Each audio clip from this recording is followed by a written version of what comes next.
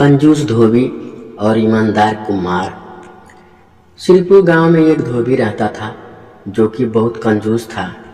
वह पैसे बचाने के चक्कर में अपने परिवार वालों को ढंग से खिलाता पिलाता नहीं था। धोबी प्रतिदिन अपने गांव में घर घर से कपड़ों को इकट्ठा करके उसे धुलने के लिए नदी पर ले जाता। धुलाई से जो भी पैसे मिलते उसे बचाने के लिए धोबी नदी के किनारे एक पोटली में पैसे को डालकर जमीन में छिपा देता था। धोबी बहुत लालची था। जब भी वह कपड़े धुलने नदी पर जाता था तो वह अपने पैसों को जमीन से खोदकर एक बार जरूर देखता था। एक दिन एक कुम्हार मिट्टी का बर्तन बनाने के लिए नदी के किनारे मिट्टी खोदने के लिए गया। उसे मिट्टी खोदते समय धोबी के पैसे की पोटली मिल जाती है जिसे वह अपने साथ ले आता है। वह अपने गांव के मुखिया के पास जाकर पूरी बात बताते हुए पैसे की पोटली उसको सौंप देता है। अगले दिन जब धोबी नदी के किनारे कपड़े धुलने जाता है तो वह अपने द्वारा छिपाए पैसे की पोटली को जमीन में ढूंढता है तो उसे पैसे की पोटली नहीं मिलती है। धोबी जोर जोर से चिल्लाने लगता है, मैं लूट गया, मैं बर्बाद हो गया।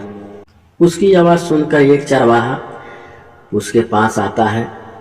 वह धोबी से पूछता है, क्या हुआ भैया, क्यों चिल्ला रहे हो? धोबी सारी बात उस चरवाहे से बताता है। चरवाहा धोबी से कहता है, कल जब मैं अपनी भेड़ों को पानी पिलाने नदी पर आया था तो तुम्हारे गांव की कुम्हार को इसी जगह पर मिट्टी खोदते हुए देखा था। हो सकता है तुम्हारे पैसे की पोटली कुम्हार को मिली होगी। धोबी कुम्हार के घर जाता है। उसके ऊपर पैसे चुराने का आरोप लगाता है।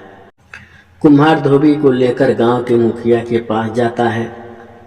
मुखिया के पास पहुंचकर धोबी गुस्से से लाल पीला होते हुए कुम्हार के बारे में भला बुरा कहता है और उसके ऊपर चोरी का इल्जाम लगाता है।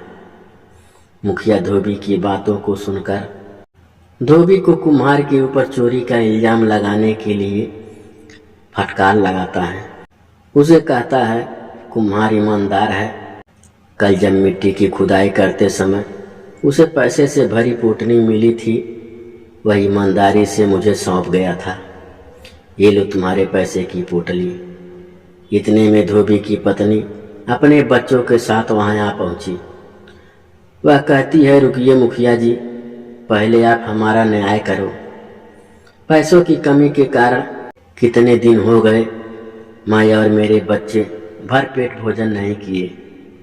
इसके अलावा बच्चों की स्कूल फीस न भर पाने की वजह से स्कूल से भी बच्चों को निकाल दिया गया। इतना पैसा मेरे पति के पास कहाँ से आया? यह पैसा हमारा नहीं हो सकता।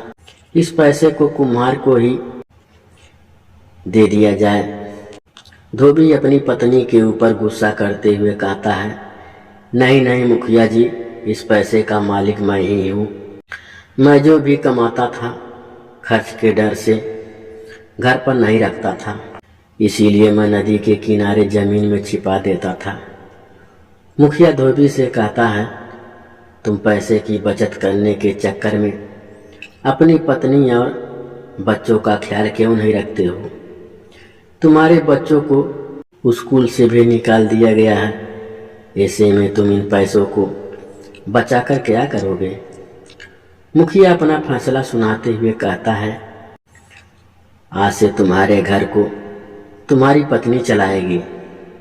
तुम जो भी पैसा कमा कर लाओगे उससे तुम्हारी पत्नी घर का खर्च चलाएगी।